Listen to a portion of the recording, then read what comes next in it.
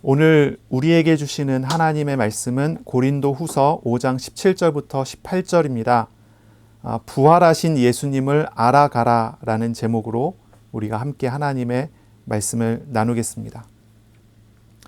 오늘 이 시간을 통해서 지금 살아계시는 우리 주님을, 지금 우리를 만나주시는 우리 주님을 알아가고 인격적인 교제가 되는 은혜가 있으시기를 축복합니다. 아멘. 주님의 평안과 기쁨이 가득한 그린 오늘과 이번 주간이 되시기를 바랍니다.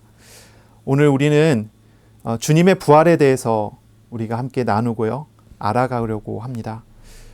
오늘 부활하신 주님과 만나고 교제하는 복이 있는 시간이 돼야 되겠습니다. 이 주님의 부활은 왜 일어나야 했습니까? 왜 이 부활이 계획되었고 이것이 실행되어야 했습니까? 구약 성경을 통해서 하나님은 그리스도의 십자가에 대해서 계속 예고를 해 주셨어요. 사람이 처음 타락했을 때부터 하나님은 그들에게 그리스도의 십자가에 대해서 말씀하시고, 그리고 모든 원수 뱀을, 그 뱀의 머리를 상하게 할 그 메시아 여자의 후손의 사역에 대해 이야기했습니다. 이게 처음부터 십자가 부활이 예고됐던 거죠. 왜 그렇게 하나님께서는 이야기하시고 말씀하십니까? 그 목적은 분명합니다. 죄로 인해서 하나님과 단절되고 하나님을 떠난 사람들을 하나님께로 다시 돌아오게 만들기 위한 목적입니다. 십자가와 부활은요, 하나님의 임재를 회복시키려는 목적에 의해서 계획됐고 진행되어진 사실입니다. 하나님은요, 그리스도를 보내셔서 십자가에 죽게 만들고 그리고 다시 부활하게 하심으로 하나님께서 택하여 부른 사람들에게 하나님의 임재를 다시 회복시켜주고 영원히 회복시켜주는 그런 일을 하신 것입니다. 하나님은 십자가와 부활을 통해서 하나님과의 만남, 임재하심을 영원히 회복시켜 주시기 원하셨고 그렇게 행하신 것입니다. 이것을 우리가 봐야 합니다. 하나님께서 사람을 원래 처음에 만드신 목적이 있어요. 하나님께서 사람을 왜 만드셨습니까? 그것은 하나님과 사람이 교제하기 위해서 만드셨어요. 이사야 43장 21절에 이렇게 이야기합니다. 이 백성은 내가 나를 위하여 지었나니 나를 찬송하게 하려 함이니라. 하나님께서 사람을 만드신 이유는 하나님과 사람이 교제하기 위해서입니다. 예배와 교제가 이루어지기 위해서 만드신 것입니다. 그런데 사람이 범죄하여서 하나님과 단절이 됐어요. 죄를 범해서 하나님과 끊어지게 된 것입니다. 그래서 하나님은 바로 이것을 다시 회복시키기 위한 일을 행하신 것이 십자가와 부활인 거죠. 하나님과 단절된 사람들, 죄에 묶여서 고통당하는 사람들을 구원해서 평안한 아버지 주님의 품에 다시 품으시기 위한 목적이 바로 이 복음의 일이고 복음의 사역인 것입니다. 그러니 우리가 그리스도의 십자가를 알고 부활의 주님을 만나게 되면 무엇이 회복돼야 됩니까? 바로 예배가 회복되어야 하는 것입니다. 하나님과의 만남이 회복되어야 하는 것입니다. 이것이 십자가 부활을 통해서 이루어져야 할 중요한 목적이라고 할 수가 있어요. 그런데 십자가를 바라보면서 내 죄가 깨끗해진다라고 생각하고, 부활을 바라보면서 내가 죽고 나면은 예수님과 함께 다시 부활에 참여하겠지라고 생각을 하는, 그래서 그것에만 딱 생각을 해갖고 하나님과 교제하지 않는 그런 사람들이 있을 수 있다는 거죠. 우리가 그런 데 있지 말아야 되고요. 진짜 하나님을 만나는 쪽으로, 그리고 하나님과 교제하는 쪽으로 나아가야 합니다. 이것이 정말 중요한 부분입니다. 베드로전서 3장 18절에는 이런 구절이 있습니다. 그리스도께서도 단번에 죄를 위하여 죽으사 의인으로서 불의한 자를 대신하셨으니.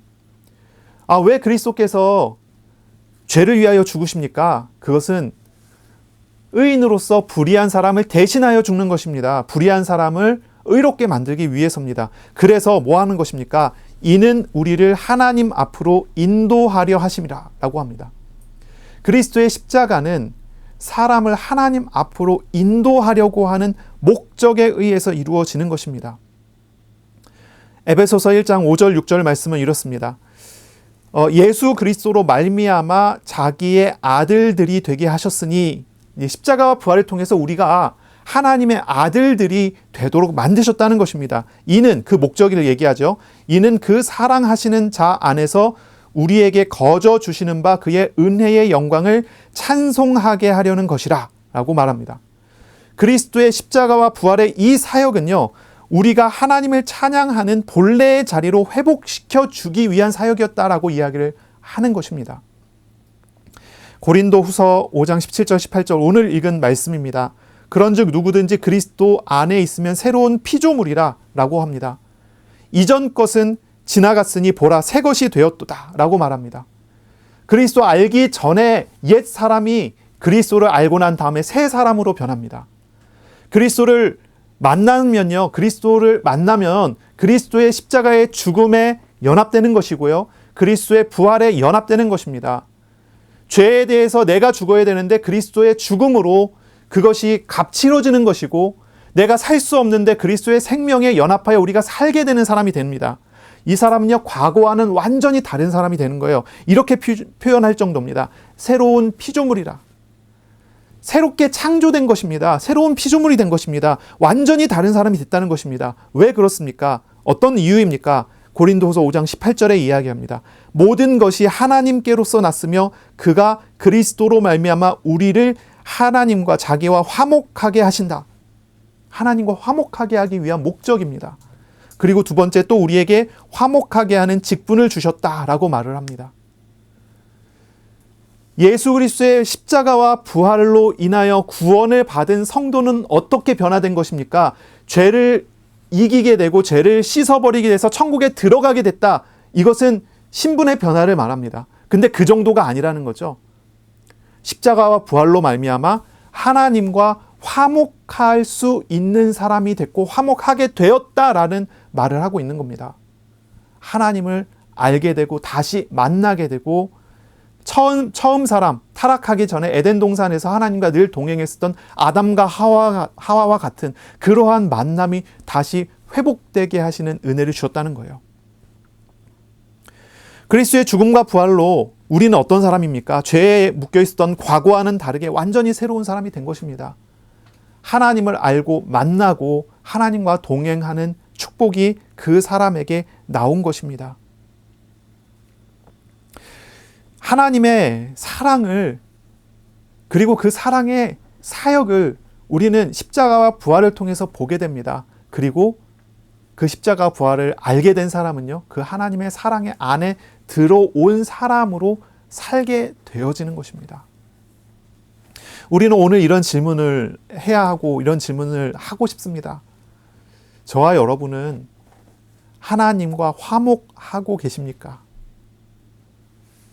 하나님과 교제하는 참된 삶을 회복하셨습니까? 하나님께서 우리하고 영원히 함께 하시기 위해서, 우리에게 영원히 임재하여 동행하시기 위해서 십자가를 지셨고 부활하셨는데, 하나님의 임재하심 속에서 날마다 살아가는 참된 그 삶을 살고 계십니까? 아니면 하나님 믿기 전에 과거에 살았던 삶의 습관대로 옛 사람의 삶을 살고 계십니까? 우리가 이 질문을 해야 돼요. 우리는 새 피조물이라고 했습니다. 이 새 피조물은 어떤 사람입니까? 하나님과 화목하는 사람입니다. 근데 정말로 하나님과 화목합니까? 혹시 하나님과 대면하지 않습니까? 하나님께 기도도 잘 하지 않고 하나님과 교제도 잘 하지 않는 그런 삶을 살고 있지는 않습니까? 오늘 우리가 부활의 주님을 알아가면서 참된 화목이 회복되어지는 은혜가 있기를 소망하고 소원합니다. 에덴 동산이라는 곳은 하나님이 사람과 함께 사시려고 만든 장소였어요. 그런데 사람이 범죄함으로 사람이 하나님의 임재에서 쫓겨났다라는 것입니다. 이게 창세기 3장에 기록된 사건입니다. 에덴 동산은 하나님과 함께하는 장소예요. 그런데 죄를 짓고 난 다음에 사람은 그 에덴 동산에서 쫓겨났습니다. 그리고 그 에덴 동산으로 들어가는 길이 막혔습니다. 그 길에는 두루 도는 불로 된 칼이 있습니다. 하나님의 임재로 다시 들어가려면 두루 도는 그 불칼을 통과해야지만 거기 들어갈 수 있어요. 죽음 외에는 그 죄값을 이기지 못하고 하나님 만나는 길로 나아갈 수가 없는 것입니다. 생명의 근원이신 하나님과 단절됐다는 것은 곧 사망의 상태에 머물게 됐다는 의미입니다. 사람은 죄로 말미암아 하나님과 단절됐고 죄값으로 사망의 상태에 처해져 있게 된 거죠. 그때부터 시작해서 인류는 죽음에 얽매여요. 고통 속에 처해지게 된 것입니다. 하나님의 임재를 잃은 결과 회복할 수 없는 고통에 있게 된 것이 사람입니다. 아담과 하와가 죄를 짓고 하나님을 떠났을 때, 그때 하나님은 처음부터 인간의 죽음을 대신할 여자의 후손의 복음을 말씀하셨습니다. 그것이 창세기 3장 15절이죠. 이 말씀은요, 하나님의 임재를 다시 회복할 길을 약속하신 바로 그것입니다. 이거는 우리가 원시복음이라고 표현을 하는데요. 아담의 후손이 아니라 여자의 후손을 약속하십니다. 남자의 씨로 태어나는 후손이 아니라 남자 없이 태어나는 여자의 후손을 말씀하십니다. 그 여자의 후손이 와서 뱀의 후손과 원수가 된다라고 말씀하십니다. 그리고 그 뱀의 후손은 여자의 후손의 발꿈치를 상하게 하고 여자의 후손은 뱀의 머리를 상하게 한다라고 말을 하셨습니다. 바로 이 사건이 이루어진 것이 십자가와 부활입니다. 뱀이 여자의 후손의 발꿈치를 물어뜯은 사건이 바로 십자가의 죽음이라고 할 수 있습니다. 그런데 바로 이 사망의 세력 잡은 자인 마귀의 머리를 박살낸 사건이 있는데 그것이 바로 부활이라고 하는 것입니다. 히브리서 2장 14절에는 이렇게 이야기합니다. 자녀들은 혈과 육에 속하였음에 그도 또한 같은 모양으로 혈과 육을 함께 지니심은 이라고 이야기합니다. 우리들은 혈과 육에 속한 사람이 됐잖아요. 그런데 우리는 아담의 후손이에요. 혈과 육에 속해 있는 아담의 후손입니다. 그런데 그도라고 했는데 이분은 그리스도를 말합니다. 그리스도도 같은 모양으로 오셨습니다. 그런데 그분은 아담의 후손이 아니라 여자의 후손으로 오셨죠. 동정녀의 몸에서 나신 분이십니다. 그분도 혈과 육을 함께 지니셨습니다. 그래서 그분이 무슨 일을 하십니까? 죽음을 통하여 죽음의 세력을 잡은 자 곧 마귀를 멸하셨다라고 말을 합니다. 그리스도가 뱀의 머리를 상하게 한 박살낸 사건이 바로 부활이다라고 성경이 해석을 하고 있는 것이죠. 고린도전서 15장은 부활장이라고 부르는 장입니다. 고린도전서 15장은 부활에 대해서 쭉 설명하는 장이에요. 이 15장의 55절에 보면 그리스도의 부활을 말하면서 성도의 승리를 말합니다. 이렇게 말합니다. 사망아 너희 승리가 어디 있느냐? 사망아 내가 쏘는 것이 어디 있느냐? 이렇게 말합니다. 하나님은 여자의 후손의 사역을 말하면서 그리스도의 십자가와 그리고 부활로서 사망의 권세 잡은 자 마귀를 이기시고 사람을 죽음에서 구원했다는 것입니다. 하나님을 떠난 모든 벌에서 구원할 길이 열리게 됐고 그것이 그리스도로 말미암아 실행됐다는 것을 말하고 있는 것입니다. 하나님을 떠난 죄의 값은 사망이고 하나님은 그 사망을 짊어질 그리스도가 오실 것과 바로 그 그리스도가 그 사망을 이기시고 부활하실 것을 약속하셨고 그것을 실행하신 것입니다. 자, 다시 창세기로 돌아가면요. 창세기의 이 원시복음을 하나님께서 말씀하신 다음에 그 다음에 하나님께서 사람들에게 선물을 하나 주십니다. 가죽옷을 지어 입히세요. 창세기 3장 21절이 말씀입니다. 하나님께서는 아담과 하와에게 한 짐승이 죽어 남긴 가죽옷을 입게 만들었습니다. 그리고 아담과 하와가 하나님 앞에 나올 수 있게 해 주셨습니다. 아담과 하와가 죄를 짓고 난 다음에 하나님 앞에 서지를 못해요. 하나님을 만나면 죽습니다. 죄값은 사망이기 때문에 심판자를 만나면 죽어야 됩니다. 그런데 하나님께서 그 사람들에게 처음부터 원시복음을 설명하시고 바로 그 예표로서 가죽옷을 지어서 입혀주는 것입니다. 사람은 하나님 만날 수 없지만 나 대신 죽는, 피 흘려 죽는 짐승의 가죽옷을 입음으로써 하나님 앞에 서게 하시는 그러한 어떤 은혜를 허락하신 거죠.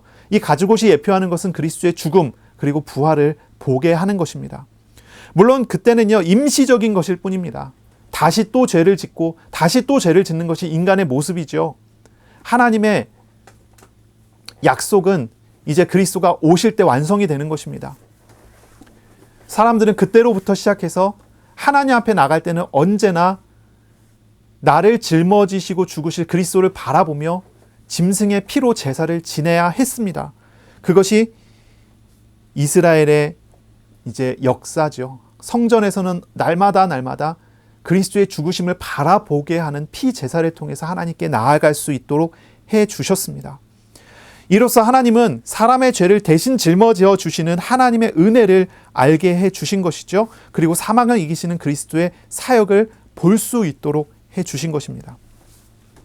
이 십자가와 부활을 우리가 자세히 그리고 잘 이해해야 합니다. 그냥 단순히 그분께서 십자가 지고 죽으셨고 사랑을 보이셨고 그분이 단순히 부활하셔서 영원히 사는 소망을 주셨다 정도가 아닌 것입니다. 이것은 죽은 자에게 베풀으신 하나님의 은혜와 사랑을 보여주고 그리고 하나님을 다시 만나 하나님과 화목할 수 있는, 하나님과 교제할 수 있는 그 문을 열어주신 것입니다. 이것은 하나님의 임재하심을 회복하는 것이고요. 만나서 예배하는 참 만남을 회복시켜 주신 것이고요. 인간 창조의 원래 목적을 회복하여 주시는 하나님의 은혜인 것입니다.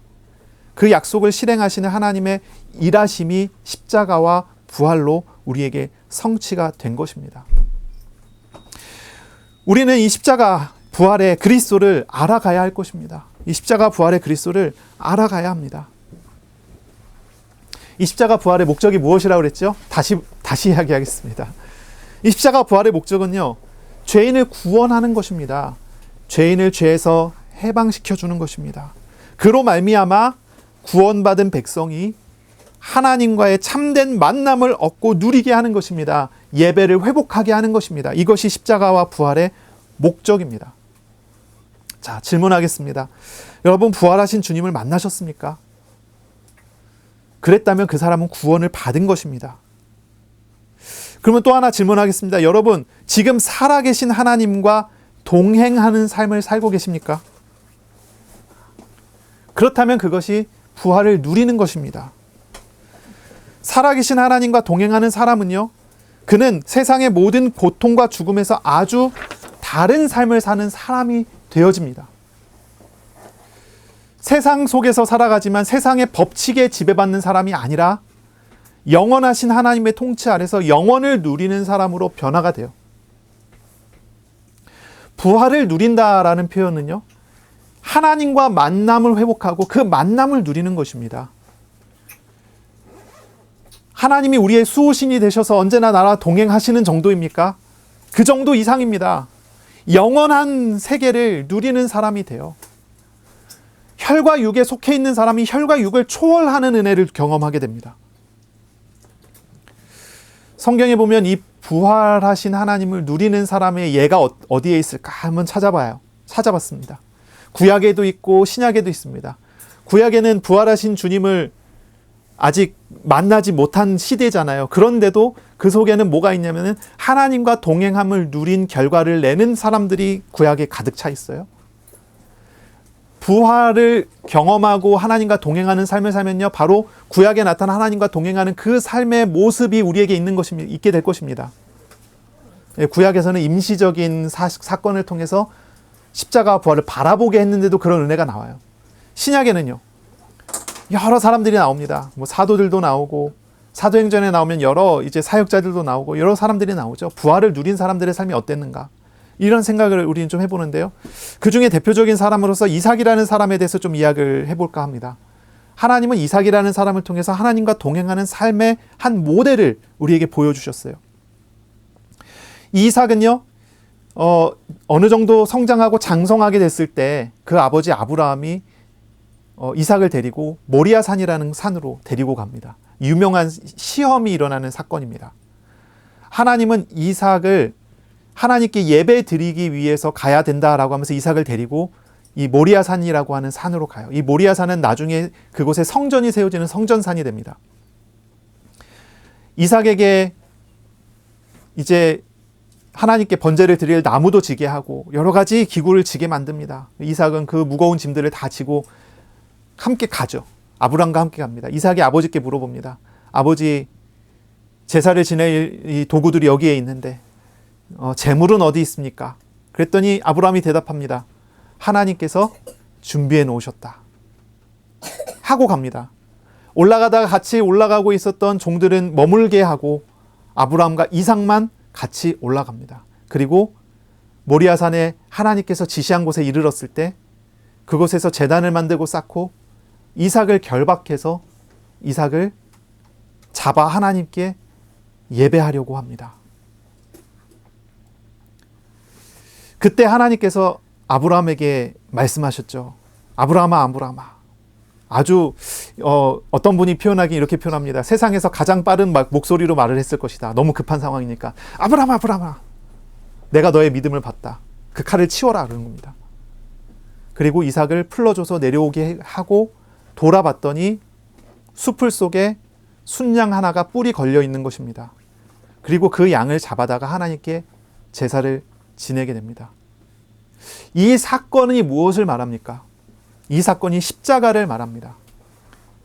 성전산에, 그렇죠? 우리가 지금 알고 있는 그 성전산입니다. 예루살렘 앞에 있는 성전산입니다. 그 성전산에 하나님은 아브라함의 하나밖에 없는 독자를 데리고 가게 합니다. 그리고 사랑하는 그 독자를 죽이려고 합니다. 물론 그 독자 대신에 순양이 죽습니다. 하나님은 사람에게 인신제사, 사람을 바쳐서 제사 드리라고 하는 것을 요구하시지 않습니다. 전혀 요구하시지 않고 그런 인신제사를 한 번도 받으신 적이 없습니다. 그런데 단 한 번 하나님이 인신제사를 요구하신 것이 바로 이 이삭의 사건입니다. 이것을 통해서 하나님은 우리에게 한 가지를 가르쳐 주십니다. 우리가 죽어야 될 그 자리에 우리 대신 죽으시는 아들 하나님을 바라보게 만듭니다. 아브라함은 그 자리에서 그 사실을 보게 되는 것이죠. 이삭은 그 자리에서 자기가 죽을 자리에 자기 대신 죽는 순양을 보게 됩니다. 이것이 십자가를 경험하는 것입니다. 그리고 자기가 죽을 자리에 자신 대신 순양이 죽고 자신은 살아났습니다. 부활을 경험하는 것입니다. 이거는 하나의 예표이고 상징일 뿐입니다. 사실은 이삭은 그곳에서 십자가와 부활로 오시는 메시아를 바라보는 신앙을 갖게 되는 거고요. 우리는 실제로 오셔서 십자가에 죽으시고 부활하신 예수님을 만나는 사람이 됩니다. 어찌됐든 간에 이 사건은 이삭에게 평생에 잊지 못할 사건이 되었었을 것입니다. 이 이후에 이삭의 삶에 대해서 창세기의 기록이 있잖아요. 이삭이 어떻게 살아갑니까? 이삭의 삶은 하나님과 동행하는 삶입니다. 참 놀라운 사건들이 기록이 되어 있는데 그 중에 한 가지는 이런 것입니다. 주변에 있는 부족이 이삭에게 찾아와서 이삭의 판 우물을 빼앗아 달라고 하는 그런 사건이 일어납니다. 그 사건이 일어났을 때 그 땅은 물이 없으면 죽는 땅이거든요. 이삭이 살아가고 있던 바로 그 가나안 지역은요, 물이 없으면 죽는 곳입니다. 비가 1년에 한 번 몰아서 오고 그리고 비가 오지 않습니다. 물이 없으면 죽어요. 근데 우물을 파서 물을 가지고 그걸 가지고 양도 먹이고 가족이 살고 있는데 주변 부족들이 찾아와서 칼을 들고 우물을 내놔라 아니면 전쟁을 하자 이러는 것입니다. 어떻게 거기서 살아남아야 됩니까? 혈과 육을 가지고 있는 사람이라면 이걸 뺏기면 우리가 죽을 수도 있으니 결사항쟁을 하고 하나님께 기도하면서 저들을 이길 수 있는 힘을 주십시오 하면서 싸워야 되잖아요. 그런데 이삭은 싸울 결심을 하지 않습니다. 하나님께 기도하는 것입니다. 그리고 하나님과 동행합니다. 하나님께 기도했을 때 이삭은 마음의 결정을 내립니다. 육신적인 이득을 포기합니다. 내려놓고 가자. 그래서 온 가족이 양들도 다 데리고 그 우물을 그들에게 다 내어주고 떠나서 다른 지역으로 합니다. 하나님의 인도하심을 받아가는 거예요. 이삭이 기도해서 응답을 받은 거예요. 하나님께서 가라고 하니까 가는 것입니다. 지역을 이동했습니다. 그리고 그곳에서 또 땅을 팝니다. 신기한 일이 벌어집니다. 다시 우물이 나옵니다. 하나님께서 가라고 해서 갔고 하나님께서 파라고 해서 팠는데 거기서 물이 다시 나오는 겁니다. 거기에서 또 이삭이 번성을 하고 살고 있으니 우물을 한 번 뺐었던 이 사람들이 다시 찾아와서 달라는 것입니다. 그 전에 팠었던 우물 하나를 가지고 여러 부족이 먹고 살기에는 부족했나 보죠. 또 기도하는데 하나님께서 또 이동하게 해요. 또 이동을 합니다. 그렇게 이동을 해 나가는 겁니다. 그 속에서 이삭은 나중에 어떻게 되냐면 셈의 근원을 얻는 복을 받습니다. 셈의 근원을 얻습니다. 그 해에 이삭이 이동한 땅에서 농사를 졌더니 100배의 열매를 얻습니다. 예수님께서 천국의 축복을 설명하면서 천국의 축복을 뭐라고 표현하냐면 100배의 결실이라고 표현했습니다. 30배, 60배, 100배, 100배, 60배, 30배, 또 100배 이렇게 얘기를 합니다. 이삭은 거기에서 천국의 복을 받죠. 하나님과 동행하는 사람의 응답을 받습니다. 자, 이 이삭의 삶을 한번 생각해 보세요. 이삭의 삶은요, 이삭의 생활을 한번 생각해 보세요. 혈과 육에 얽매인 사람의 그런 사람의 삶이 아니에요. 그런 사람의 생활이 아닙니다. 이삭은 하나님을 믿고 하나님을 의지하고 하나님과 동행하는 삶을 삽니다. 이게 우리의 모델인 거예요. 우리의 모델입니다. 부활하신 그리스도를 만났고 영원히 하나님과 임재하여 동행하는 사람은 어떻게 살아가야 합니까? 하나님 의지하면서 삽니다. 무엇을 먹으며 살아갑니까? 하나님께서 먹이시는 걸 먹으며 살아갑니다. 이것이 성도의 삶이어야 된다라고 하는 것입니다. 우리가 이런 질문을 해볼 수 있어요. 그렇다면 하나님과 동행하는 사람은 누가 와갖고 칼 들고, 강도가 와갖고 칼 들고 다 내놔 그러면 다 내놓아야 됩니까? 이런 얘기가 아니에요. 하나님과 동행하는 사람에게 하나님께서 싸워라 그러면 싸울 수 있어야 돼요. 하나님과 동행하는 사람은 하나님 내놓으라 그러면 내놓을 수 있는 거예요. 왜냐하면 그 사람이 하나님을 믿기 때문에. 중요한 비밀은 이것입니다. 하나님과 함께하고 하나님을 의지하며 살아가느냐, 아니면 육신을 의지하며 살아가느냐. 하나님의 백성으로서 부활하신 주님과 동행하는 사람은 세상 법칙에 얽매여서 거기에 끌려다니는 사람이 아니라 새로운 피조물, 새롭게 된 사람, 하나님과 화목하게 된 사람으로서 사는 사람이에요. 이 사람은 세상 법칙이 아니라 하나님의 통치 아래서 사는 사람입니다. 그러므로 우리가 이 질문을 하는 것입니다.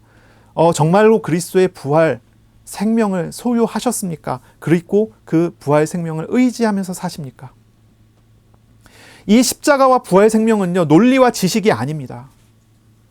십자가와 부활에 대한 의심하지 않는 신념과 믿음을 갖는다고 해서 구원을 받는 게 아니고요. 십자가 부활에 대한 어떠한 지식을 내가 의심하지 않고 받아들인다고 해서 이 부활 생명을 가진 자로 살 수 있는 게 아니에요. 지식과 실제는 다르잖아요. 지금도 십자가의 흔적을 가지신 분, 부활해서 지금도 살아계신 그리스도를 마음에 인격적으로 모시고 만나고 주님과 화목하여 교제하는 그 사람이 구원받은 사람이고, 그 사람이 부활 생명의 삶을 살 수 있는 사람이에요. 새로운 피조물로서 화목한 삶을 살 수 있는 사람인 거죠. 이것이 정말 중요합니다. 예수 그리스도의 부활 생명에 연합된 사람은요, 그 사람이 어떤 능력을 가진 것이 아니라요, 부활 생명을 가신 주님과 함께하기에 주님의 능력이 나에게 흘러나와 내가 그 능력 의지하며 사는 사람이 되는 거예요. 부활 생명을 가진 주님과 만남으로써 우리는 그 신비하고 놀라운 생명에 참여하게 되고, 죽음과 고통을 넘어서는 놀라운 힘을 소유하는 비밀이 바로 이 그리스도 안에서 누려지게 되는 것입니다. 영원한 하나님의 나라를 이 땅에서 누리는 비밀이 우리를 만나주시는, 부활하셔서 우리 가운데 찾아오신 예수님께 있다는 사실을 우리는 알아가야 할 것입니다. 그렇다면 우리가 어떻게 기도해야 될까요?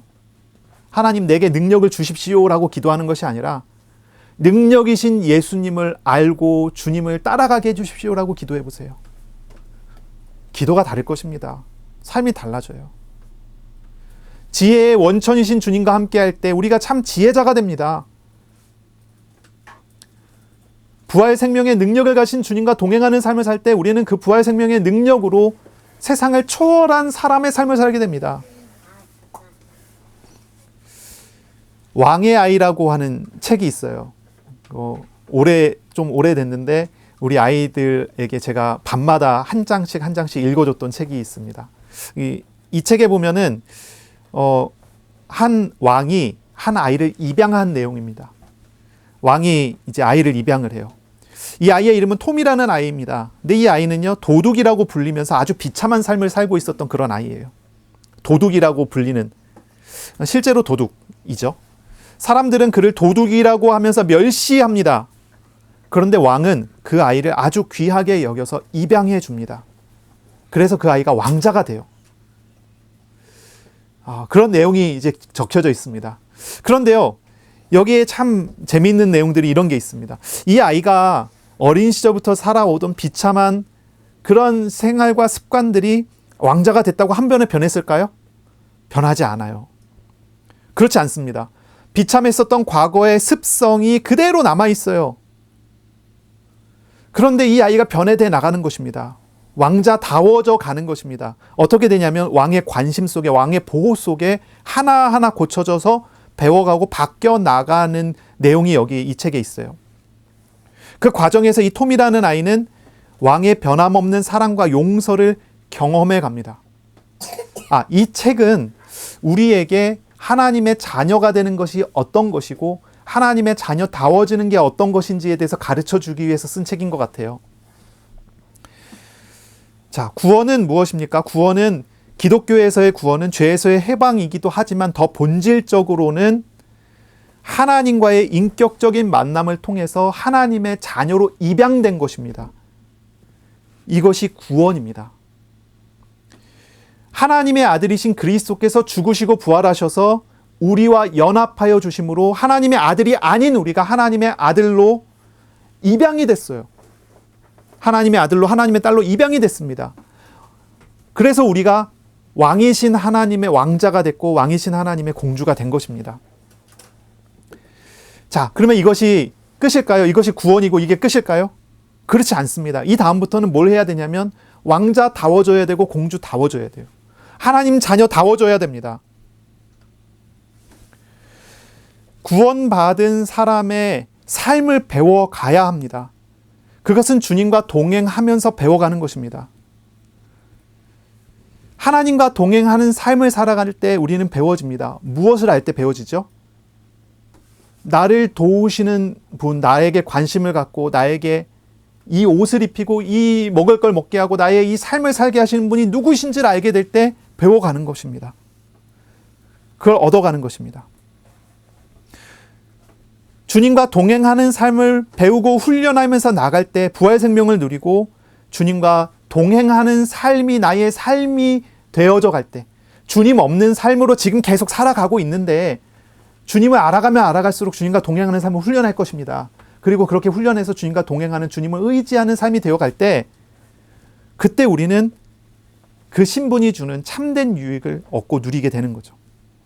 자, 왕자는 왕 때문에 왕자의 신분과 권력을 누렸습니다.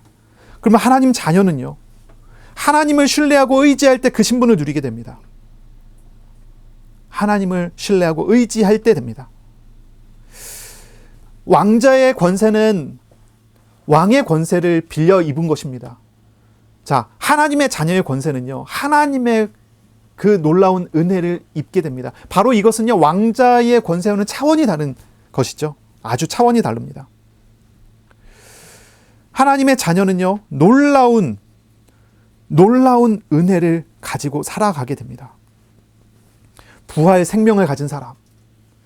자, 하나님의 자녀, 하나님의 백성 된 사람은 뭐라고 하죠? 하나님의 나라의 상속자가 됐다라고 표현합니다. 하나님의 나라의 상속자입니다. 이거 정말 놀라운 축복입니다. 하나님의 나라를 앞당겨 이 땅에서 누리고 이 땅에서 경험하고 하나님과 동행하는 거예요. 여러분, 우리는요, 이 부활의 생명과 하나님 나라의 축복을 누릴 자격을 얻게 됐다는 것입니다. 이것을 알아가야 합니다. 이것을 훈련해야 됩니다. 이 삶을 살아가는 방식을 배워야 합니다. 그러면요, 우리가요, 정말 이전과는 다른 삶을 살아가게 됩니다. 예수 그리스도를 영접하지 않았다면 예수님을 영접하여 믿어서 하나님과의 화목이 회복돼야 됩니다. 구원을 받아야 됩니다. 이미 예수 그리스도를 영접해서 구원받은 사람이라고 한다면 한 가지 과제가 있다면 부활하신 지금 살아계신 하나님과 함께 만나고 동행하는 삶의 훈련이 되어야 합니다. 이걸 우리가 신학적 용어로는 성화된다라고 표현합니다. 이것이 우리에게 있어야 됩니다. 물론 이제 훈련의 시간이 필요합니다. 훈련의 시간이 필요해요. 이 부활 생명을 누리는 훈련의 방법은 하나님과의 연합을 계속 알아가는 것입니다. 주님을 신뢰하고 주님께 자신의 영혼을 의탁하는 훈련, 하나님과 동행할 때 그것을 얻게 되겠죠. 자, 그러면 하나님과 동행하는 삶을 훈련하기 위해서 중요한 건 뭘까요? 하나님을 신뢰하는 법을 배우는 것입니다. 하나님을 신뢰하는 법을 배우는 거예요. 다시 말하면요, 하나님을 믿어가는 것입니다. 예수님 믿어서 구원받았어요. 그리고 난 다음에 그 사람은요, 한 가지 과제가 있습니다. 이제 하나님을 믿어가야 합니다. 예수 그리스도를 받아들임으로써 구원을 받은 사람은 이제 그 예수 그리스도를 신뢰할 수 있는 분인가를 계속 알아가면서 그분을 신뢰해서 나 자신을 맡겨가는 훈련이 돼야 된다는 거예요. 우리가 사람 처음 만나면 그냥 그 사람 얼굴 표정과 그 사람의 말과 그 사람의 행동을 보면서 그냥 그 사람을 믿게 되나요? 그렇지 않죠. 그 사람을 알아가는 시간이 필요하잖아요. 이 사람이 어떤 사람인지, 이 사람의 성품이 어떤 것이고, 이 사람의 인격이 무엇이고, 이 사람의 삶은 무엇이고, 이 사람의 삶의 열매가 이 사람의 주변에 있을 텐데 그런 것까지 다 확인하고 알아가고 비로소 이 사람을 믿을 수 있는 사람이구나 하면은 이제 그때서야 믿는 거잖아요. 물론 사람이 사람을 만나서 첫눈에 반한다 이런 게 있을 수 있어요. 근데 첫눈에 반한 사람은 나중에 꼭 후회해요. 알아가는 과정을 겪지 않으면요. 우리가 이런 부분을 이해를 해야 되는 거예요. 하나님을 만났어요. 우리가 첫눈에 반해서 예수님 영접했어요. 그렇죠? 그러면 그 다음부터 뭐 해야 되죠? 그분을 알아가야 되는 거예요. 이분이 정말 내가 믿을 수 있는 분인지 알아야 돼요. 아브라함이 삶이 그랬어요. 아브라함이 처음 하나님 만났어요. 받아들였어요. 이제 창세기 15장쯤 가니까 하나님 이제 믿음을 인정했어요. 이 사람은 의롭게 됐어요. 이제 구원받은 것입니다. 그런데 이 사람의 삶은 계속 불신앙이에요. 하나님 아직 믿을 수가 없어요. 하나님을 받아들이긴 했는데 하나님보다 내가 더 믿음직스러워요. 내 판단이 더 믿음직스러워요. 그 내 판단 가지고 계속 사는 거예요. 하나님이 얼마나 믿을 만한 분인 줄 알면 하나님께 나를 맡길 텐데 저울을 아직 재보는 거죠. 하나님은 이 정도 믿을 수 있는데 나는 아직 이만큼 믿을 수 있어. 아직은 내가 선택하는 게 더 옳아. 이러고 가는 거예요. 그때 하나님께서 아브라함에게 계속 동행하시면서 은혜를 주시잖아요. 실수할 때마다 도우시고 일하시고 역사하시고 아브라함은 시간이 가면 갈수록 하나님에 대해서 신뢰할 수 있는 거예요. 그래서 결국 창세기 22장쯤 갔을 때 하나님이 아브라함에게 너의 사랑하는 독자 이삭을 바쳐라 했을 때 아브라함은 하나님을 더 이상 의심하지 않을 만큼 하나님을 신뢰하게 됐기 때문에 그 신뢰함의 표시로 나갈 수 있는 거죠. 자, 우리 이런 생각을 해봐야 되는 거예요. 하나님을 믿을만 합니까? 아직 나를 믿을만 합니까? 하나님은 우리에게 하나님을 믿으라라고 이야기하는 거예요. 자, 예수 믿어서 구원을 받은 사람은 교회 안에 가득 들어와 있지만 교회 안에 가득 들어와 있는 이 사람들 중에 정말 하나님을 신뢰하고 믿어서 자신을 하나님께 맡기는 사람은 아직 많지 않아요. 그렇게 나아가야 합니다. 예수님께서 제자들을 부르셨어요. 제자들을 구원하셨습니다. 그리고 제자들을 데리고 다니시면서 예수님께서 하신 것은 그들의 믿음을 훈련시킨 거예요. 예수님이 어떤 분인지를 스스로 이 제자들이 알도록 알려주세요. 예수님을 신뢰하고 믿을 수 있도록 계속 하세요. 예수님께서 제자들에게 하신 책망들을 우리가 떠올려 볼 수 있습니다. 예수님 제자들에게 이런 책망을 합니다. 믿음이 적은 자들아. 이렇게 표현을 해요. 제자들이 말합니다. 우리가 기도했는데 왜 이런 일이 벌어지지 않습니까? 예수님께 막 요청을 하고 알려달라고 하고 우리의 기도와 예수님의 기도가 뭐가 다릅니까? 하면서 막 얘기했더니 예수님이 하신 말씀 믿음이라고 그래요. 믿음. 믿음이 없으면 이런 유가 나갈 수가 없느니라 말씀하세요. 하나님을 신뢰하고 하나님께 맡기지 못해요. 기도를 하지만 내 판단을 의지해서 기도하지 하나님께 맡기는 기도가 되지 않아요. 아직 하나님을 신뢰하지 못하는 거죠. 기도를 들어보면 간증을 들어보면 그 사람의 신앙을 알 수 있어요. 우리 스스로가 그렇지 않습니까? 나의 판단입니까? 하나님의 판단입니까? 나의 생각입니까? 하나님의 생각입니까? 하나님께서는 전능하시고 주권을 가지고 계셔서 나의 판단을 존중하여 주시고 나에게 복을 주세요. 그런데 우리의 태도는 중요한 것입니다.